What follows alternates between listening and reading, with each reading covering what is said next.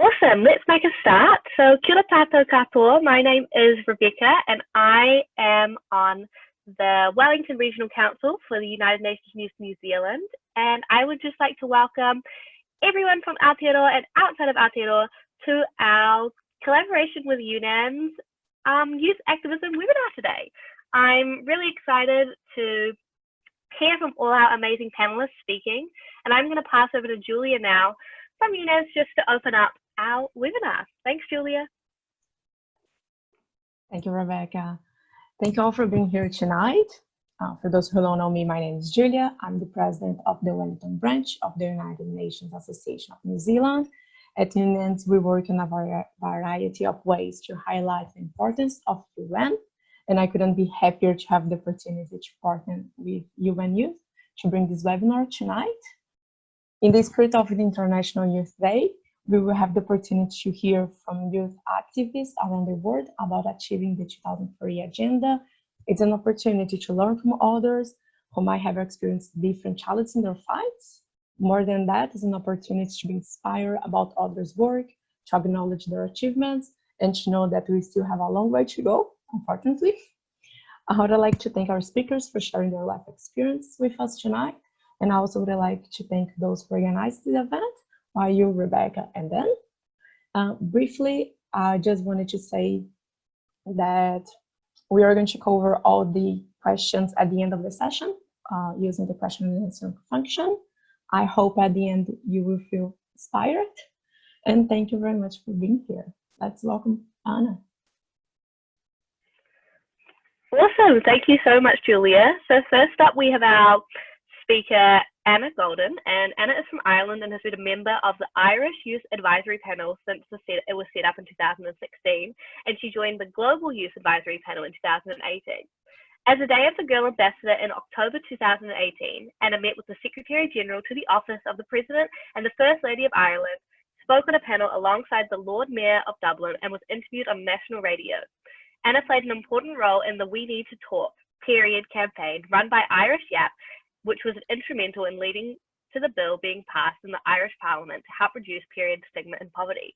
In 2017, she advocated for girls' rights in the European Parliament with members of French, Belgium, and Irish Youth Advisory panelists, and Anna also has participated in the PLAN's International Members Assembly, meeting and representing with the Youth Advisory Panel. So welcome, Anna. Thank you so much for coming today, and yeah, over to you. Thanks so much for the introduction, Rebecca. I'm just going to share my screen now, if that's okay.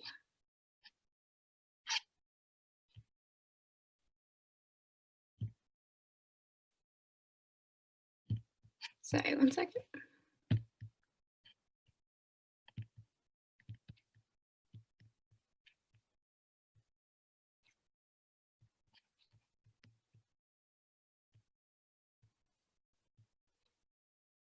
Is that okay? Everyone can see that now? Super. Yeah, so thanks so much for the introduction, Rebecca. So yeah, my name's Anna Golden. Just a really quick intro. So I'm 21 from Ireland. I'm studying financial maths and economics, and I'm really interested in how we finance the SDGs. And mostly today, I'm just going to talk about kind of my volunteering experience, especially with Plan. So I just thought I'd mention this really briefly. So I love art and photography, and then I kind of volunteer with the communications team of a local homelessness charity, kind of taking photos, editing videos, making animations, different things like that. And then I'm also studying maths in college. So then I teach one-to-one maths grounds to students who can't afford extra help kind of at a local youth service. So I just thought it'd be interesting if, I'm sure a lot of you have done this already, but if you want to think about kind of what skills you have and how you can use them to advance the 2030 Agenda. So most of the volunteering work that I do is with Plan International. So Plan is an INGO that works in 75 countries around the world. We work to advance children's rights and equality for girls. So the current global strategy is called 100 Million Reasons. And we aim to empower 100 million girls to learn, lead, decide, and thrive. So because Plan is an organisation that works for young people, they also really want to be an organisation that works with young people. So a lot of the advocacy work we do is to encourage children, and especially girls, to become leaders in their own communities and countries. So this is something that we really wanted to espouse within the organisation. So this is why Plan decided to set up youth advisory panels. So there's currently youth advisory panels in 42 countries, as well as the global panel. So just a quick introduction to kind of what EAPs do.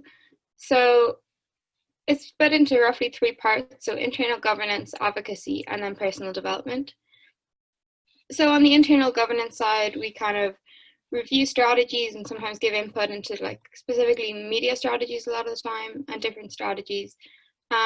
In the donor countries, we're looking to try and get youth trustees onto the boards of directors in as many countries as possible. And then in the program countries, it maybe looks a little bit different, with the youth advisory panel providing input to the senior management team and kind of sharing what it is that they need in their communities so that the work can be better focused. On the advocacy side, we do a lot of campaigns specifically around SDG 5, so gender equality. There's lots of different ones, so there's kind of national campaigns, and then there's also international campaigns. And International Day of the Girls Takeover is the biggest campaign that we run, that's kind of all across the world. But I'll talk about the advocacy campaigns that we've run out of the Irish Youth Advisory Panel in the next few slides. And then the third part is just personal development. So like even for me, just my experience with the app has really changed kind of my outlook on things. I've learned so much, and it's definitely influenced my thoughts on what I want to do. Yeah. So yeah, I joined the Irish Youth Advisory Panel when it was set up in 2016. It consists of about 20 young people aged 16 to 23 from all around Ireland. And we mostly focus on advocacy work, focused on SDG 1, 4, and especially 5. So the first campaign that we ran was, we only played a really small role in. So it was a campaign that a youth group in Malawi that we're also working with Plan were running. So they're trying to gather as many signatures as possible on their petition to help end child marriage. So we gathered signatures kind of online and then also in person in Ireland, and then help get the law passed. So it was a huge win for the youth group in Malawi, and it was really amazing to be part of that. And even though we only played a small role, it was really good learning as a starting point. So then the next campaign we did was we collaborated with the French and Belgian YAPs on an Erasmus Plus project to advocate for girls' rights in the European Parliament.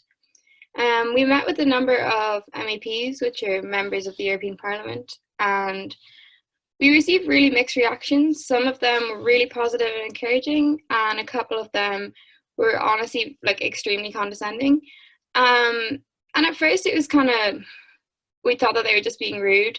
And I mean, they were, but also I think it was a huge learning for us, because I think we'd done quite a lot of research, but maybe it wasn't quite the right research. So I think we really needed to we didn't have a specific enough ask. So we went in there and kind of explained the problem that we saw, but we didn't have a specific ask, like what did we actually want them to do as members of the European Parliament? Like what is in their power? What could they actually do to help solve this problem? So I think that was definitely something that I learned from that experience. And the other thing was, so because we were working with Plan, we have access to lots of communication networks, and we could have been in contact with people kind of on the ground or gotten in contact with the youth group in one of the countries that we were advocating for. And I think that that was a huge opportunity that we missed. So then after those two campaigns, we developed our own campaign. So it was called the We Need to Talk Period campaign. So it was a national campaign that was lobbying public awareness campaign to reduce period poverty and period stigma. So we surveyed 1,000 girls around Ireland and asked them loads of different questions, and then we based our whole campaign on the answers of the survey.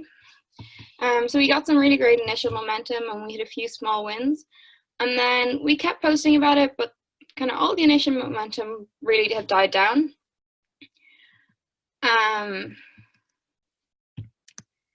Yeah, and then after a couple of months, pretty much out of the blue, we got invited to speak at our national parliament buildings. So we presented the findings from our survey, and they were really key in leading to the first women's caucus in Ireland, passing a bill on period poverty. So that was really exciting for us. It was a really huge win, and really amazing to see something that, so periods had pretty much never been mentioned in the Irish Parliament, and to have a whole discussion on this bill was really amazing. So then the biggest campaign day that Plan runs is International Day of the Girl on the 11th of October. And what they try and do is called Girls Takeover. So there's over 1,000 takeovers all over the world. So the idea is that girls step into positions of power that are normally held by men. Or it depends, but the idea is to show girls that they have the opportunity to be in these positions. So across the world, there's takeovers from mayors, presidents, CEOs, media companies, all sorts of different things. So I, along with 3 other members of the Youth Advisory Panel, met with the Secretary General to the Office of the President. So we kind of discussed our campaign, so around period poverty, and also we were doing a campaign at that time on safer cities for girls. So we met with him, and we met with the First Lady of Ireland. Unfortunately, it was the month leading up to the presidential elections, so we didn't get to meet the president. And then I got to speak at the Mayor's House in Dublin on a panel with him. So it was great publicity for Plan, and it was really amazing to be part of such a global day. Then in 2018, I joined the Global Youth Advisory Panel. So this is us along with some of our support staff. And you can see, I was going to say all, but maybe a third of the work that we did during our retreat, all scattered around the room there. So the Global YAP consists of 8 to 10 young people aged 16 to 24 from all around the world. So you can see the list of countries that are currently represented there.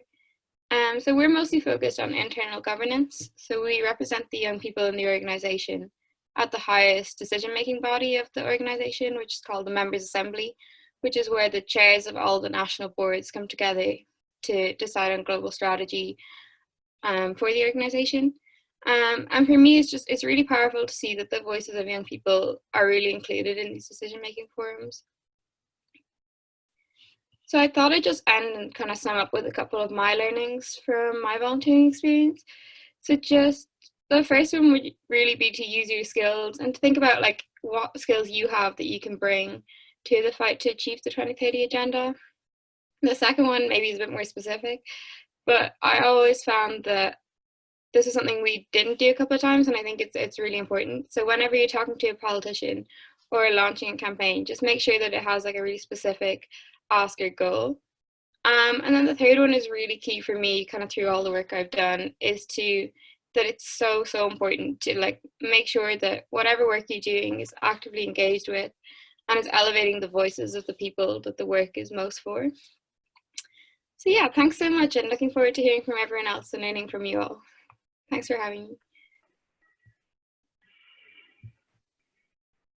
Thank you so much, Anna. It was so lovely to hear from you and everything that you've been up to. It sounds incredibly exciting, and also something that everyone can look up to towards. So next up, I would love to invite Ishan, my fellow New Zealander.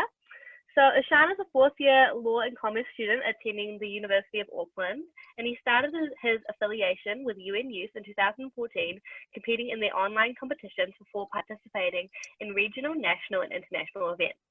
Since entering university, he has become actively involved as a volunteer, having worked at regional and national level within the organisation, focusing particularly on roles relating to promotions, educations, and communications. Recently, Ishan coordinated New Zealand's Model United Nations Conference in 2019, thus overseeing the conference's educational strategy, and he now sits as a volunteer representative on the UN Youth Board of Directors. So thank you so much, Ishan. Over to you. Awesome. Thank you, Rebecca, for that introduction. I'm also going to share my screen.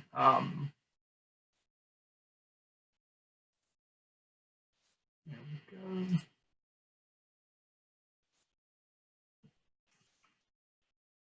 So I'm going to assume that's working correctly. Brilliant. Lovely. Once again, thank you for the introduction. Thank you for the invitation, Yunans, for letting me speak at this event.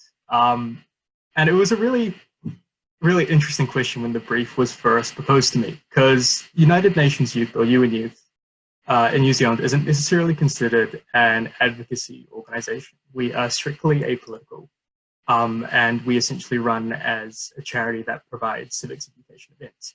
So reflecting on our affiliation to the SDGs, and furthermore, reflecting on the value that we provide to young people, was a really good thought experience for me, and I hope it's kind of reflected in the few slides in this presentation. So I'm going to talk about three things in particular. Firstly, I'm just going to talk about what we do, give you a bit of background on UN Youth and what it means to be a civics education charity. Secondly, I'm going to talk about my journey in UN Youth, and hopefully through that journey, give you guys a bit of insight about some of the challenges I faced, but also some of the things I felt, I wished I knew before I started some roles. And thirdly, talk about the impact we make. Because as I said earlier, we're not really an advocacy organization, which means that we don't campaign on anything.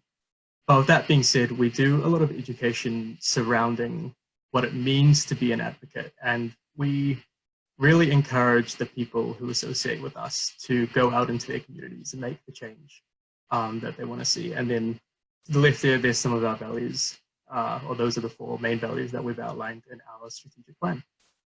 So what we do. Youth is a bit of a big beast, and sometimes you don't really realize how large the organization is until you've spent a couple of years in it. So there are three main facets to our organization. We have our regional activities that are run by regional councils. There are 4 regional councils based in Auckland, Wellington, Canterbury, and Otago, and they operate more or less autonomously with oversight from the national executive. And the national executive is essentially our executive for the organization. They look after our national events, but they also approve all our educational material for our regional events. And then finally, we have our international section. So international events kind of run pretty autonomously by their directors. But at the end of the day, those international events are also overseen by the national executive. Something that's really awesome about UN Youth, and something that adds to why I think we have the reputation we do have as somewhere where youth go if they want to learn and grow, is we are a youth for youth organization, which means that per our constitution, the oldest member of our organization cannot be older than the age of 25, which means we're pretty young. And that youth has its positives and negatives. So one of the positives is almost everyone is on the same learning curve as you. And at most, I'm probably one of the older people left in the organization, and I'm only 21. So it's quite a young grouping there, and you get to learn together. But one of the negatives as well is kind of the flip side of that coin, where a lot of our knowledge just has to be relearned, and it's always new and it's always exciting. It's always a little bit chaotic, but it's a lot of fun. So in terms of our regional events, we kind of do 3 main things. We have high school and tertiary events. We have our outreach program, and we have high school ambassadors. So high school ambassadors are kind of the first step towards advocacy, or the first step towards really promoting a cause that we have in UN Youth. So those are year 11s, 12s, 13s who are really passionate about UN Youth, or more passionate about what UN Youth can do in terms of exposing people to experiences that they may have not had otherwise. And they essentially run UN Youth events at their schools. And what those UN Youth events are can change drastically depending on what we're trying to do. So that's something else about UN Youth. There's not one central vision. We're really well known for our Model United Nations events. So that's kind of when people pretend to be countries and debate on issues of policy, or special resolutions, or things affecting the world today or in the past. But we also run civics education based. So that's something like Aotearoa Youth Declaration, or Aotearoa Youth Declaration is one of our big ones, and I'll actually talk about that now on the national events. So our national events are kind of, what we call them our flagships. They're our big 4-day events. We try to get together some of the most passionate, engaged youth in the country to be involved in various sorts of activities. And we can see by the demographics of our events, it really attracts people from literally all over the country. So New Zealand Model United Nations is a UN Youth, it's a Model UN event, it's very bread and butter for us. Aotearoa Youth Declaration is really interesting because it's probably the closest thing we do inside the country that relates to pure forms of advocacy, in the sense that we get 200 kids from all around the country, bring them together and get them to discuss things that matter to them. So whether that be governance or infrastructure or architecture or empowerment or diversity, inclusivity, racism, all these issues in the country, we get them to talk with each other. And these people are between the ages of 14 to 17. They're all in high school. All the discussion is moderated by university students or university age students. So it creates a really safe and inclusive space for these individuals to have discussions that they would have never had at their schools. Because something that lacks dramatically in the New Zealand educational curriculum is that civics education. So UN Youth kind of comes in that regard and fills that gap and gets people to talk about things that matter to them that they wouldn't have been able to talk about otherwise. At the end of Youth Declaration, they create a document that we called the Youth Declaration, and we send that to Parliament. And it's been really awesome. Over the past few years, we've had MPs come back to us and say, hey, your document was really informative. It's really good to see what the youth think about this. And hopefully the future of Youth Declaration is going to be very bright as they continue to do that awesome work. The final thing I'll talk about before I kind of talk about me for a little bit longer is the Global Development Tour and the Pacific Leadership Tour. So those are two international tours we run as UN Youth, and those are the two tours that focus primarily on the Sustainable Development Goals.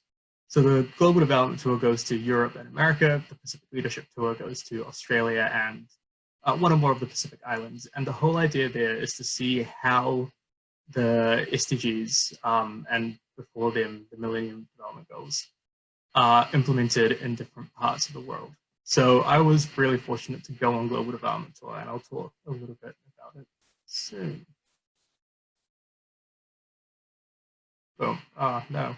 Here we go. That's me. So I started UN Youth when I was much younger. So I started in 2014, and as you can see, I looked very different back then.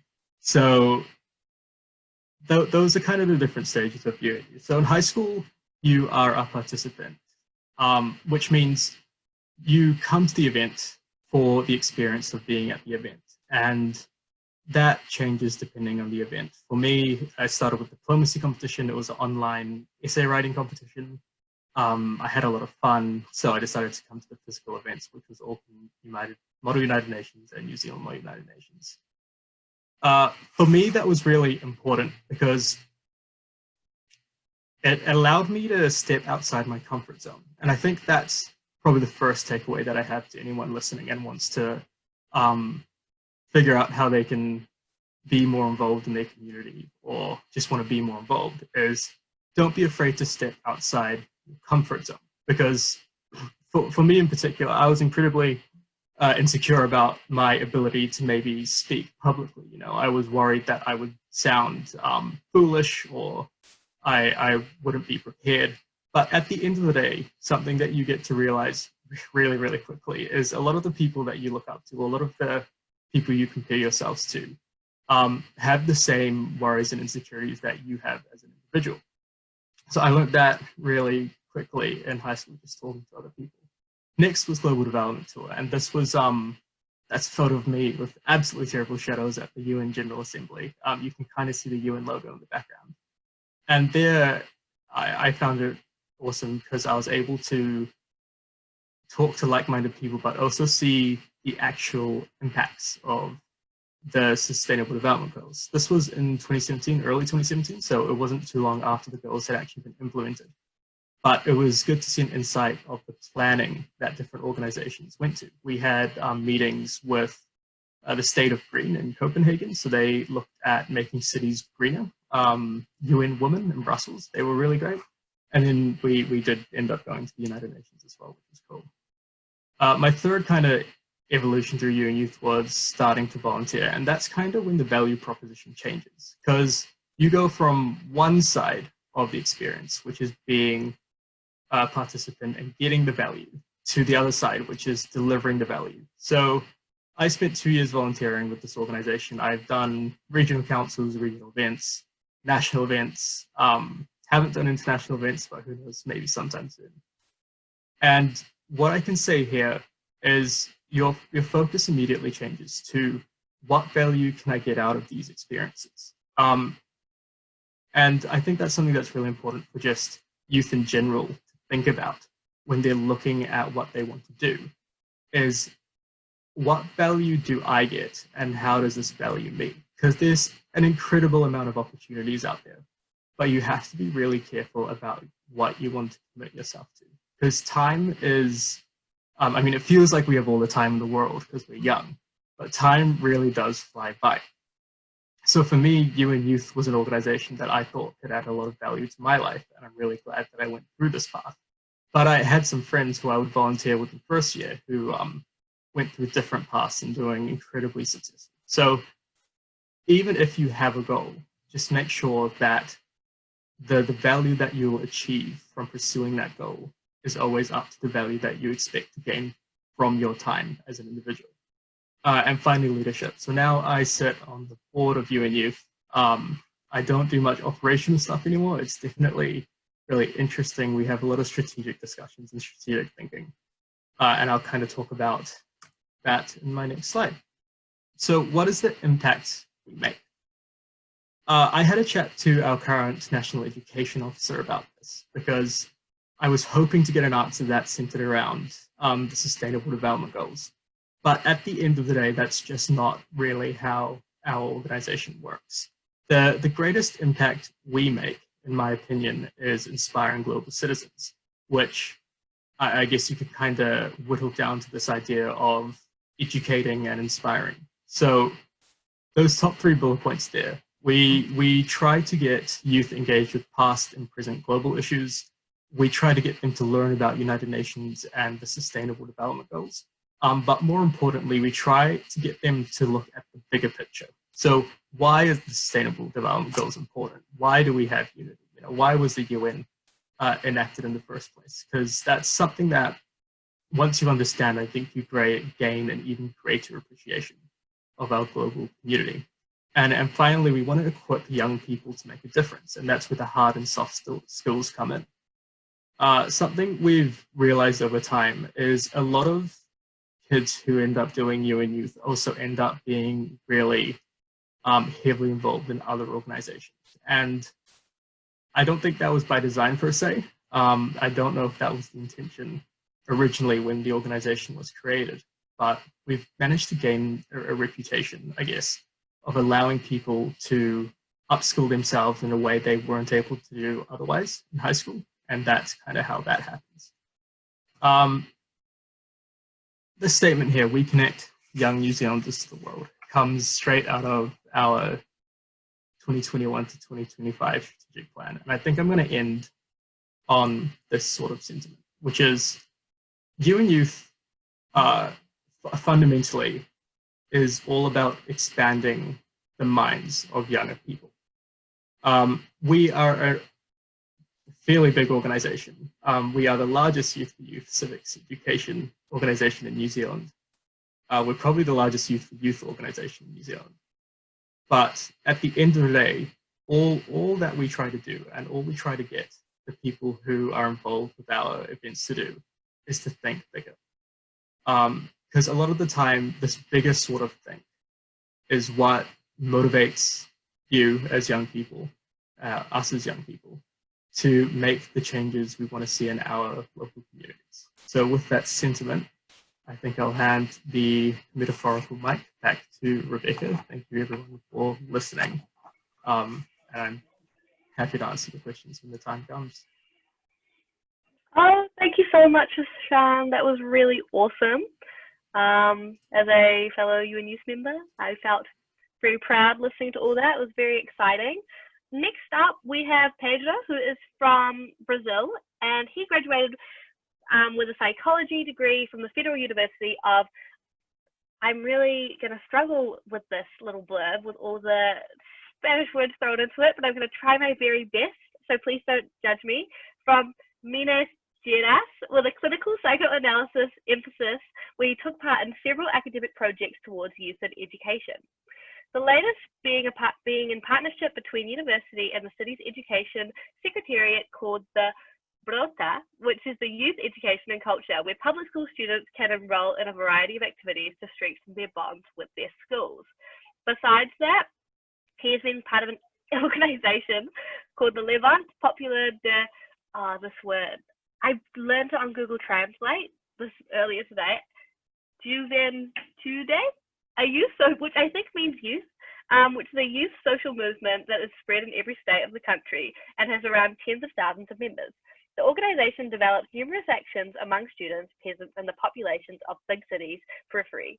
Within this movement, he is responsible for coordinating a communal fee pre-college preparatory course targeting working class youth for one of the poorest neighborhoods in his region. So thank you so much, and yeah, take it away. Hi everyone, good evening. Hope you can hear me well. First of all, I'd like to thank the UNA New Zealand for the invitation. A special thanks to Julia, a lifelong friend who I miss a lot. And say that it's a real honor to be here to talk with people on the other side of the globe and hear experiences from people from other parts of the planet like Anna, Ishan, and Talei.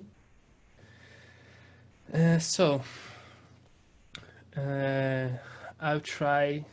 I want to warn you before I start that my English is a bit rusty, so I may stutter a little bit. Hope it's fine. Thank you, Rebecca, for the introduction. My name is Pedro. Let me share my screen. Forgot it.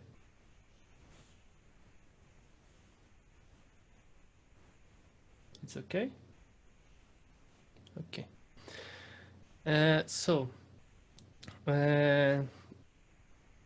To start, I like to talk a little bit about Latin America and Brazil, since it's a very different reality from Europe and Oceania, especially. But it will be, it will not take long.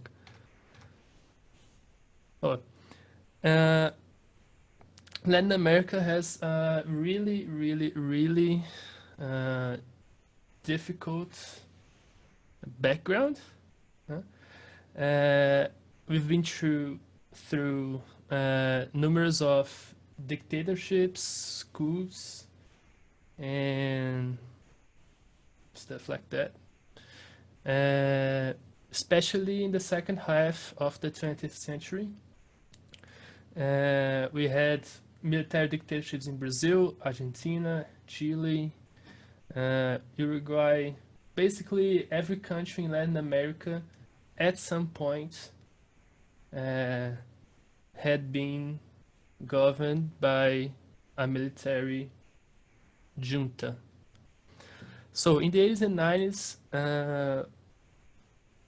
begins redemocratization, especially in Brazil. Our dictatorships ends in 85.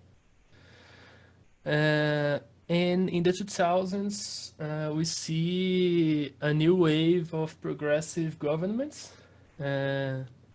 In Brazil, we had the election of Lula da Silva, and the Workers' Party, who governed the country up until 2016. In the 2010s, we see once again various coups and coup attempts, like in Paraguay, in attempts in Venezuela, in Honduras, a coup in Brazil, and a coup attempt in Nicaragua.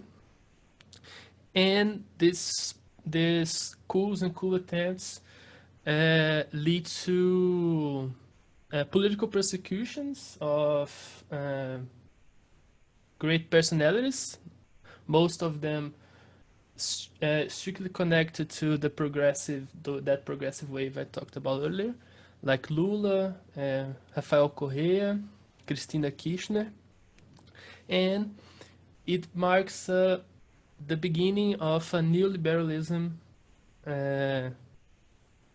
wave, with Macri in Argentina, Duque in Colombia, and finally Jair Bolsonaro in Brazil, who was elected in 2018. Well, in Brazil we have a population of around 210 million people. 54% of them are black. And just to show you our inequality, 25% of the total population is in poverty, which of those 75% are black. Our monthly income is about around 2,400 reais, which is by yesterday's quotation $426. And right now we have a extremely high unemployment rate, the highest in history, and a very high percentage of workers that are informal workers or don't have any rights of minimum wage or anything like that. So I like to focus on two main objectives from the 2030 agenda, number 4 and number 8, which are quality education and decent work and economic growth, because those are especially the subjects that affect Brazilian youth the most. Well, I have to say that reading about the 2030 agenda, I was very sad because I saw the objectives and things that we would have to achieve by 2030, and I see we are actually getting further and further away instead of walking towards it. So, and now a bit of data around youth in Brazil. 16% of our population is considered young people, and 83% of them live among families with per capita monthly income under a minimum wage, which in Brazil is about 1,000 reais or $200, something like that. 43% have finished high school. So although we have very low illiteracy rates. Our school system is not the best. And only 32% of people between 18 and 24 have access to university, and only 4% to public universities, which in Brazil are the best universities. 26% of them don't work and don't study. And this is the most important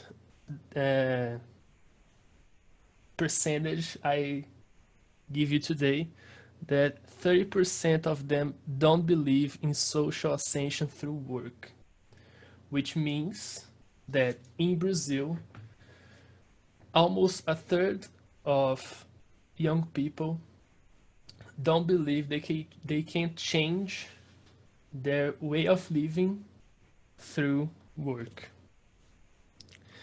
And now I'll talk a little about my experience. I'm part of this organization. Rebecca's pronunciation was flawless. It's called Levante Popular da Juventude. It was founded officially in 2008 through the influence of La Via Campesina, which is, I don't know if you are familiar with it. It's a global organization that gathers social movements around the world. And specifically in Brazil, the Movimento dos Trabalhadores Rurais Sem Terra, or the Landless Workers Movement. And it was nationalized in 2012. I joined in 2015. It's been 5 years. It organized peasant and urban youth. And it's most active in students' movement within universities. In Brazil, we have a rich history of students taking part of political episodes in Brazil. They were, for example, the main sector of society who fought against the military dictatorship of the 60s and 70s. And we have around 10,000 members in all of Brazil's states. And in 2017, we create the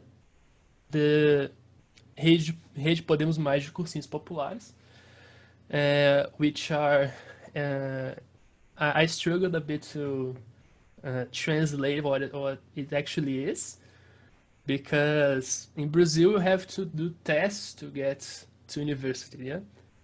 You do the tests, and people who get the highest grades go into university, and people who don't get it just don't go. And with our great inequality in access to education, the public universities, which are free, don't really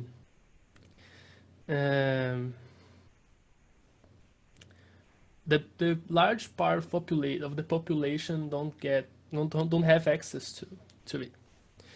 So since 2017, we created over 60 classes, about 800 educators, which are mostly young people, or the majority of them are university students or recent university graduates like myself. And we don't really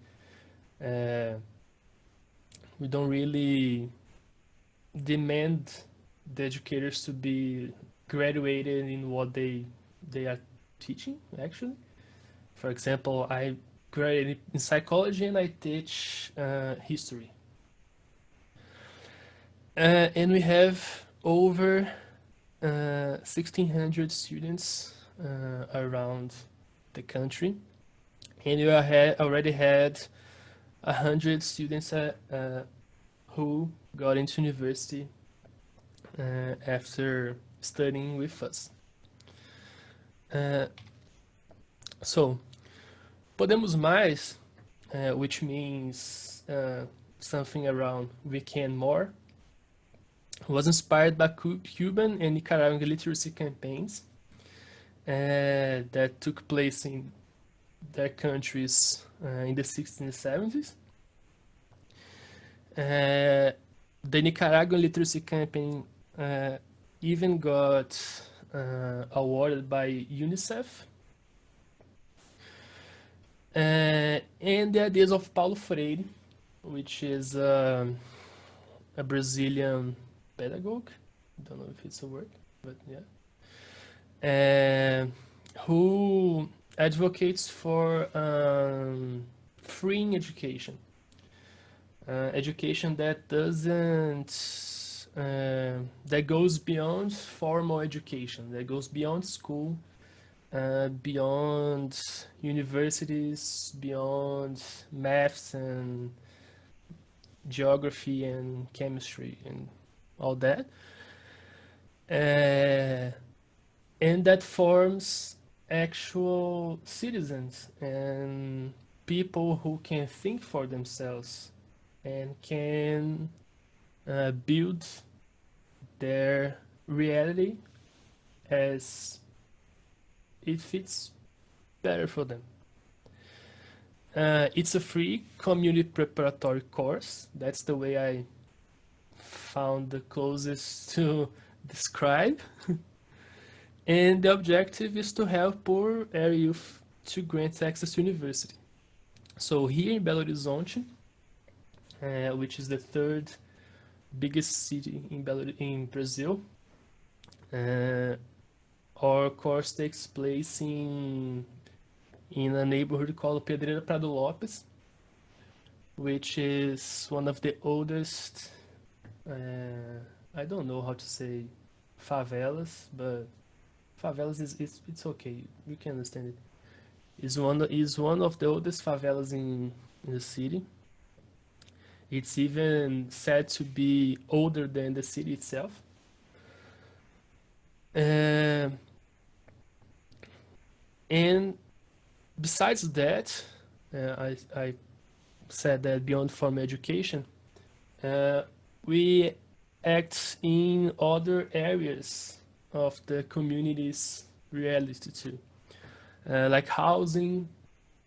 We have a partner movement there that fights for housing, for housing. It's and about education there, we had a little dispute with the mayor last year because of a closed school. A big rock fell on top of the school, crushed part of the building, and we had to talk to the mayor about it because the kids couldn't study.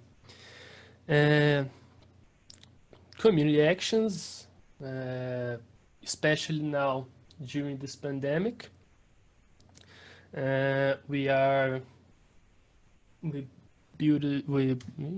built a campaign called Periferia Viva that targets people in need that lost their jobs, that can't work during the pandemic. Since the government doesn't really care about these people because they were left to their own faith, actually. So we distribute food and stuff like that, but not in it's really important, not in the sense of charity. It's not charity. Our goal, our objective is to raise conscience and to help these people and work with them to make their lives better, to make their neighbors' lives better, and finally to make our country better and even the world maybe. We hope this happens one day.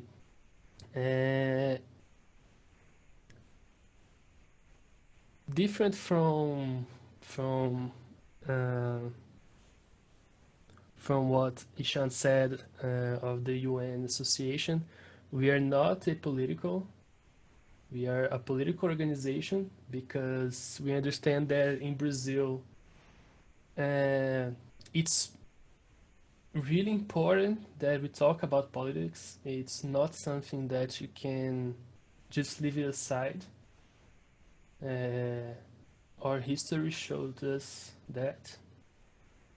And I hope someday we can build a better country. And I hope you guys hearing me talk about this get inspired too.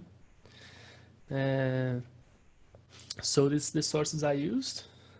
IPEA, IBGE, and the website, Levante Popular da Juventude's website. Ishan showed us some pictures. I wish I had shared with you some too, but in the website you can see some pictures there. And to finish it off, I like to read a poem from Carlos Marighella, which was a Brazilian writer, poet, and politician who fought against our military dictatorship and ended up killed by it. And he's a real hero for us. And just a little warning first. I translated myself, so it may not be the best, but here it goes. One must not fear. One must have the courage to say it. There's who have vocation for slavery, but there are the slaves who revolt against enslavement. Don't get on your knees. That is not rational to renounce being free. Even the vocational slaves must be obliged to be free when the handcuffs are broken. One must not fear. One must have the courage to say it. One must be free. Love is what doesn't stop at any obstacle and can even exist when one's not free. And, however, it is, in itself, the most elevated expression of the most free, across all ranges of human sentiment. One must not fear. One must have the courage to say it. So, thank you very much. I hope you liked it. And I hope my experience can inspire you to do something. Thank you very much, Pedro. That was incredibly moving and very interesting. And I just wanted to say all the best and good luck with everything that you're currently doing and everything that you are working towards. Thank you for sharing your experiences with us. So finally, we have Talei, who is from Fiji, who is a social policy officer at the UNICEF Pacific office. So Nisa Bulavanaka, Talei, over to you. Thank you so much, Rebecca. Bulavanaka, everyone, and good evening from Fiji. First of all, it's an honor for me to be part of this this panel discussion this evening, and it's wonderful to also have a lot of participants online with us. So thank you to Julia, to YU and colleagues for inviting us to be part of this. So this evening, I just wanted to talk a little bit about what we do as UNICEF in the Pacific. So I'll start very quickly in terms of the overview. Sorry, just checking, is my screen showing up?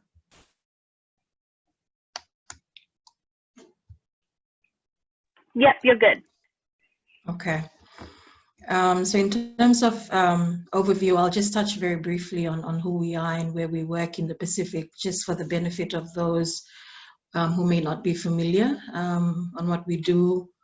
And because we're known as the leading agency for children, I just wanted to go over very quickly some definitions in terms of where we overlap with youth, which is why we're working in the youth space. And then very briefly on the SDG link, as well as the work that we do on child rights, adolescents and youth, and then finally on areas of engagement. So for those of who may not be familiar with UNICEF, we are the UN agency that's mandated really to advocate for the protection of children's rights, also meeting their basic needs and expanding their opportunities so that they reach their fullest potential. The work that we do is really guided by the United Nations Convention on the Rights of the Child. And here in the Pacific, we work in 13 Pacific Island countries and 1 territory. And all the Pacific Island countries are state parties to the UNCRC. Globally, we work in 190 countries and territories. The work that we do as an organization is really there to work with partners, governments, and other organizations really to drive progress towards the achievement of the 2030 SDGs. And we focus on 5 strategic goal areas, which are listed there on the slide. And down at the bottom, these goal areas inform the programmatic interventions that we make. So it's across several program areas: education, health and nutrition, child protection, water sanitation, hygiene, HIV and AIDS, and social inclusion, or social policy, which I'm a part of here. In the Pacific, sorry, this slide may not be very clear, but in the Pacific, we, as a sub-regional office, we're based in Fiji. We have field offices that are based in the Federated States of Micronesia, in Kiribati, the Solomon Islands, Vanuatu, and Samoa.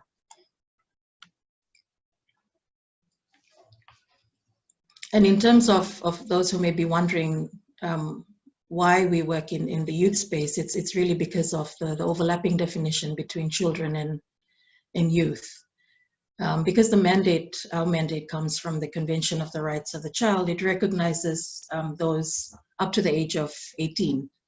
But of course, as the UN, there are varying definitions of children, adolescents, youth, and young people. But in the Pacific, most of the national laws and policy actually recognize youth from 15, and it can go up to 30, 34, 35 in some countries. And so there's an overlap between children and youth, which is why we work in the adolescent or youth space. And while we are primarily mandated to work with governments and partners to support those under 18 years, as an organization, we recognize that those over 18 years also play a critical part. And so we do recognize the importance that adolescents and youth play in the different areas, whether it comes to legal and policy development or whether it's programmatic support or other services. In terms of the linkage between what we do and the SDGs, I've got a slide up there which shows that there's a lot of overlap between the convention, which is our mandate, as well as the SDGs, or the Sustainable Development Goals. The convention actually provides 42 substantive rights and freedoms, and it cuts across the 17 goal areas. And I've just given an example here. If, for example, you look at goal 9, which sometimes people think doesn't really affect children or adolescents or youth because it's around building resilient infrastructure, it actually does. There's actually a very clear link there when it comes to children's education, but also the development of their own personality, talents, mental and physical ability, and providing that enabling environment that will help them to reach their fullest potential. And also of utmost importance is that those who are children today, while you may be under 18, by 2030, you become an adult, which means there's also that more complex responsibility that comes with that, which means engaging now in your own communities, in the countries that you live in is critical. I put up this slide, I'm not going to go through it. I just wanted to show again the overlap between the goals as well as our mandate under the Convention on the Rights of the Child. So I'm not going to go through it in detail. In terms of where we work, I've just listed a few areas where we work with youth in the Pacific. Of course, our support through our different programs, whether it's health or education or child protection, is ongoing. We have other areas where we interact more closely with young people. And I also want to flag here that in terms of our support, because of the intergovernmental nature of our organization, our work is primarily with governments, of course working with partners such as youth groups or youth networks. And our support in the Pacific is really across two main areas, which is on evidence and data, as well as on enabling environment. And so when it comes to evidence and data, there are different entry points as well for young people.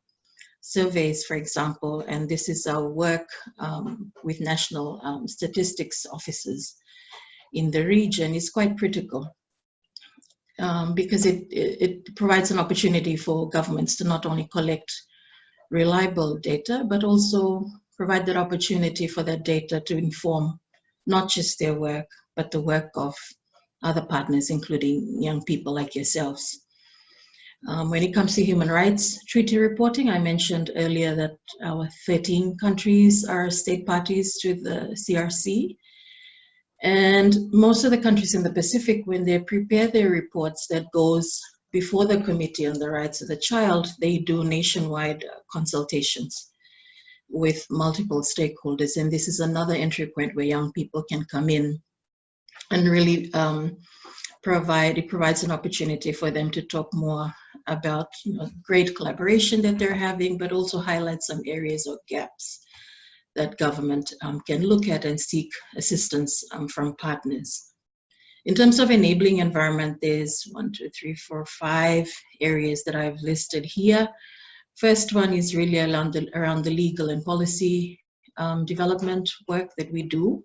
So we've been working with a number of countries in terms of putting in place the necessary policy framework for children, either for children or youth. And in Fiji, this is something that's ongoing, where we're supporting the Ministry of Youth and Sports in developing their national youth policy.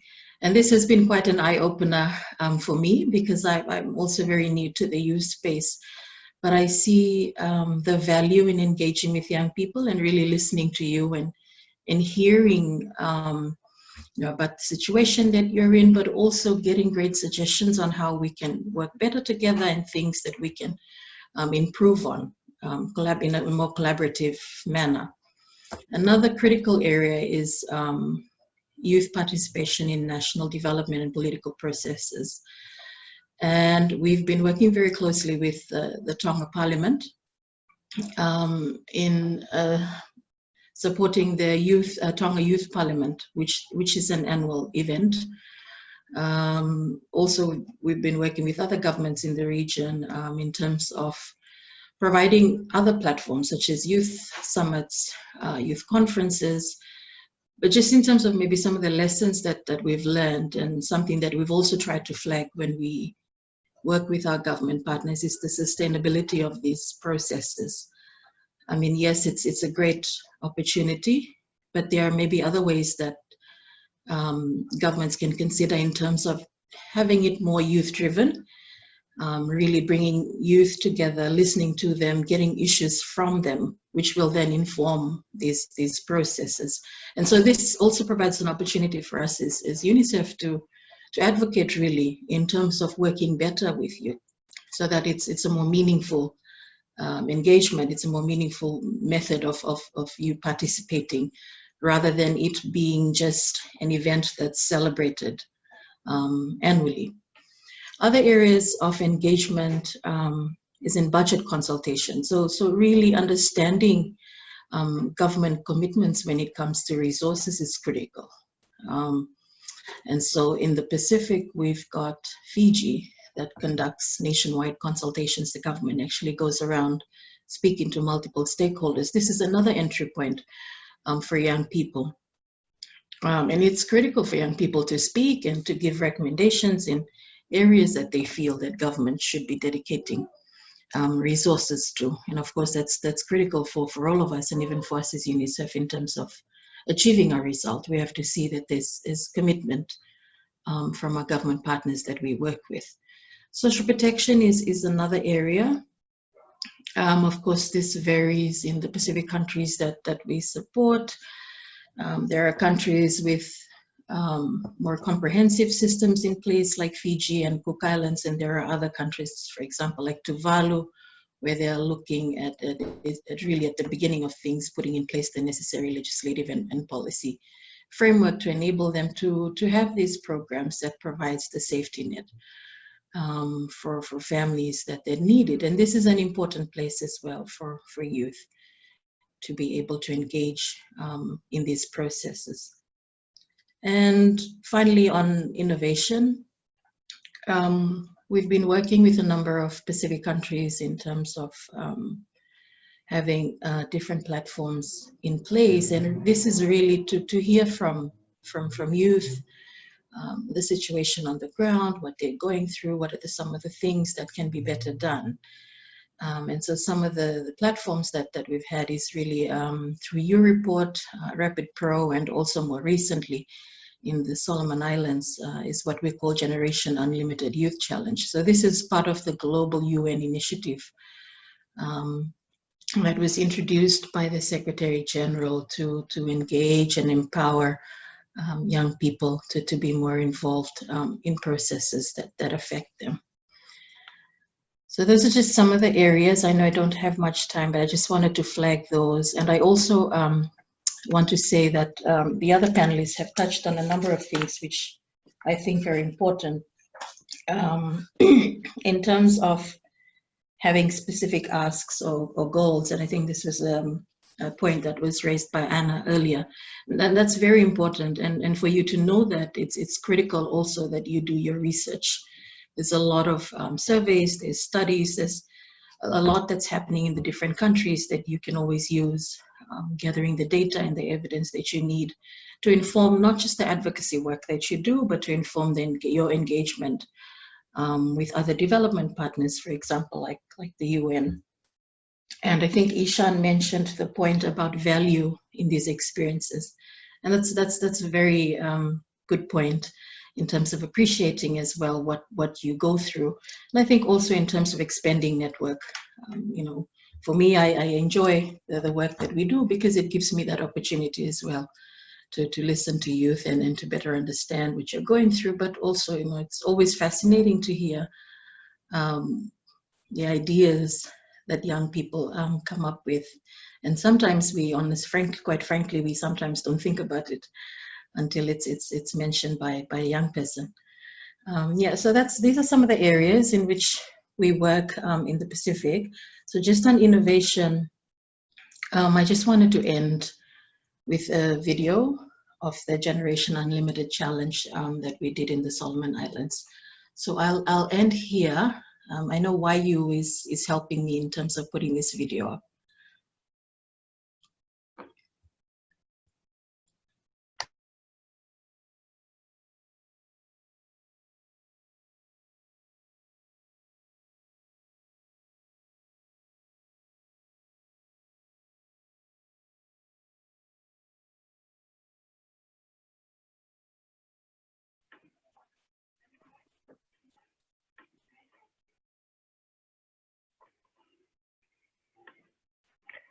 Sorry, why there's currently no sound coming through. If you were able to start the video again, that would be really awesome.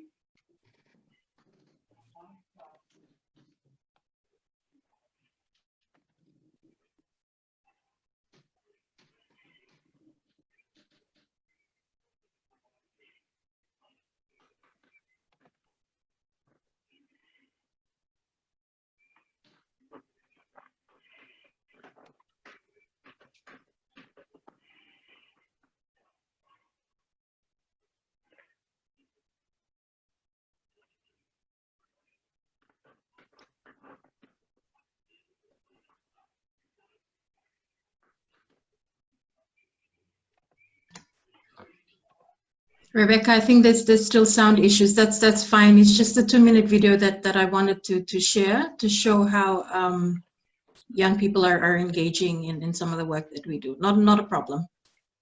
So thank you again. Thank you very much, Talei. Vanaka Bakalebu. It was really awesome to hear all the things that you're up to in the Fiji office for UNICEF. So thank you very much for your time. So that brings us to the end of our panel section from all our speakers today, and we're going to move on to the Q&A. So I just want to again encourage everyone that is tuning in today to send in your questions if you can. Unfortunately, I think we'll only have time for about 1 question per speaker. So I might start with you, Anna. I saw a question I really liked. Oh, yes.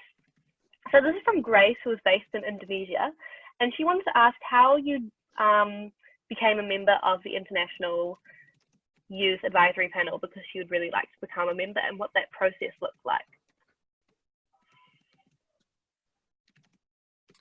Hi Grace, thanks so much for your question. So I applied to be a member of the Irish shop first, and then through that I sent in an application and like a video application for the global panel.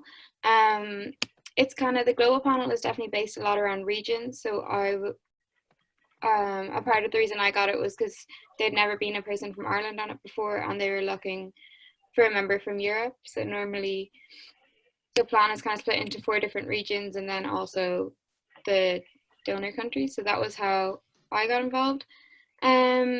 So I looked it up, and there doesn't seem to be an office in New Zealand, but I work with one of the girls on the panel in Indonesia, and they have a really active organization, and especially youth branch in Indonesia. It's called Yayasan, I think, in Indonesia, because they're transitioning their organization, so they have a different name. But yeah, I definitely recommend getting involved. It's a really amazing organization to be a part of, and they have really strong youth branches in Indonesia and also in Australia, but unfortunately I don't think so in New Zealand. So thanks so much, everyone. Thank you very much, Anna. I now have a question for Ishan. So Ishan, what global engagement is there for you in Youth New Zealand? And also, how has your involvement with the organisation been meaningful to affect your worldview and your future career goals? That's a really good question. In terms of our global engagement as Youth New Zealand, the most we do would be sending delegations to Australia, and well, the second one changes, but we've sent to delegations to The Hague and New York in the past to participate in Māori United Nations events. That's definitely one part of our education portfolio that we're really looking at working on in the next 5 or so years, so there could be change there. But for the most part, it's just sending tours of young people to learn about different regions or items. And then in terms of how UN Youth has impacted my worldview, well, I think the way my mum describes it is, before I was involved, I was like a frog in a well. And then I got involved and I had, awesome opportunities to go overseas. And it really just opened up my mind in terms of what the possibility is. Because New Zealand is a really, really great, really sheltered, really small country. And your purview of the world and your context of everything gets affected so drastically being brought up in this environment. So UN Youth was a huge part in just opening my mind up a little bit more. And then through my volunteering time at UN Youth, I've really decided, or it's really helped me inform the sort of career pathways I want to go to. So I studied law, but by doing UN Youth and being able to write policy to do with security, like our internal like network security and all that kind of stuff, I've really kind of focused on where I wanted to go in the future by the work I'd done for the organization. I know that's a bit tangential to probably what you were expecting, so I didn't attend a UN Youth event and decided I want to be, an ambassador, but it was more the work I'd done in the background, really just informing the sort of work I liked.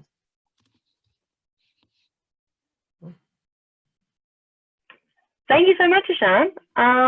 My next question I have is for Pedro. So your work was mostly going against the work of the Brazilian government. How do you see yourself? How do you see your organization? What could they be doing to support the current government's program in achieving the SDG agenda? Well, I wouldn't say our work is mostly against Brazilian government. I would say it's totally against the Brazilian government. You see, our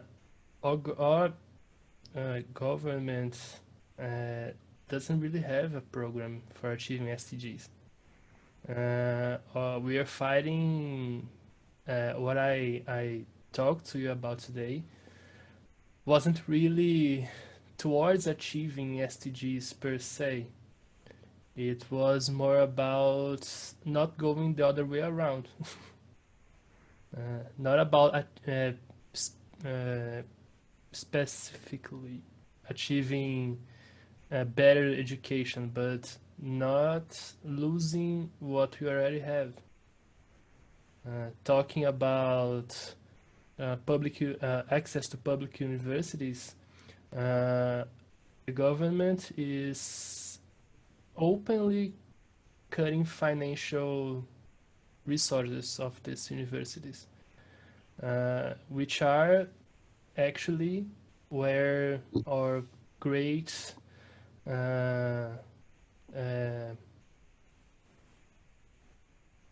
great science work about this pandemic, actually trying to solve this situation. All our science research is done there. They actually graduate the best of the best professionals in the country. Julia is one of them.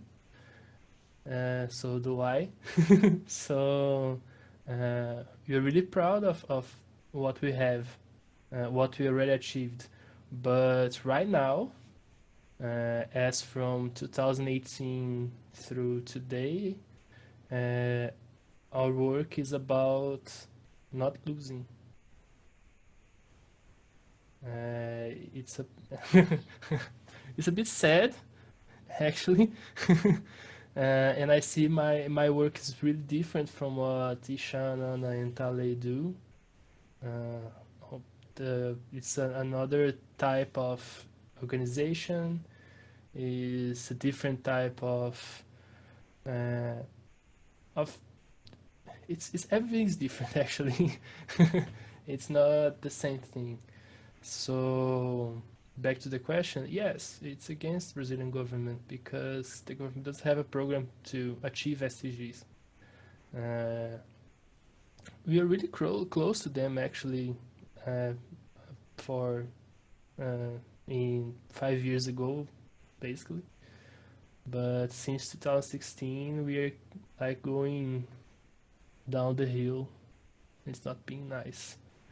So yeah, yes, it is against Brazilian government, and I can't see my organization supporting government programs because they really don't exist. So that's it. Thank you for that answer, Pedro. That was incredibly interesting. And our final question today is for Talei. So are there any engagement strategies that UNICEF has for making sure that youth are willing and not too shy to participate? And furthermore, what is there to do for youth that are marginalized, like disabled people, to provide in your programs? Thank you. Thank you, Rebecca, and thank you to, I believe it's Uni who asked the question. Thank you so much. That's a very important question. So as an organization, we've got an adolescent youth engagement framework that actually guides the work that we do, regardless of where we are in the world, when engaging with adolescent and youth. And that also shows the importance that we as an organization give to adolescent and youth in terms of recognizing the role that you play. Here in the Pacific office, we're part of we're a sub-regional office that comes under the East Asia Pacific office. And if you're looking at issues relating to disabilities, we actually have a disability advisor that sits in our Bangkok office that works with us in the region. And here in the Pacific, we've actually got disability focal points, we've got gender focal points. So that lens is very much part of our system and processes. And furthermore, we work as well very closely with partners such as the Pacific Disability Forum, which is an umbrella organization that supports organizations for persons with disabilities in the region. And of course, as part of the work that we do, whether it's upstream advocacy with parliamentarians or whether we're working with governments to provide support on the ground to communities, we always reinforce these messages, because this is critical to the work that we provide. Of course, because of our mandate, which is the Convention of the Rights of the Child, but we also recognize other international standards, Convention on the Rights of Persons with Disabilities and other frameworks in place. So we do bear that in mind, and also we articulate it as well when we do meet with our partners. Like I said, because of our intergovernmental nature, that engagement is critical, and from our side, we try as much as we can to ensure that whatever program that we're doing, that of course it has that diverse lens. And also really as UNICEF, we recognize that when working with adolescent and youth, we have to put you at the center of what we do. If we are developing laws and policies, we have to develop it with you. If we are doing any particular program, of course, you are the experts and you understand better your situation. And so as much as we can, we have to engage with you during consultations. And so there are different ways in which we ensure that there's the diverse lens, and diversity as much as possible is part of what we do. But as an organization, like I said, it's really ingrained in what we do. And we try our best as much as possible when we're doing our work. Thank you. Thank you for that answer, Talei. So that brings us to the end of our webinar. I just wanted to extend my thanks to all our speakers that have come today and for staying up wherever you are in the world. I know it can be some crazy times, especially for you in Brazil, but thank you very much for your time. Your presentations were incredibly interesting, and thank you for your answers to our questions, engaging with our participants that have joined. Thank you again to everyone that has joined our Zoom webinar, and have a really good evening, really good morning, wherever you are. Thank you for joining. I hope you have learned something to take forward, and good luck with everything. Julia, did you want to add anything? Oh, I just want to reiterate and thank you everybody for being here. It was inspiring. Thank you.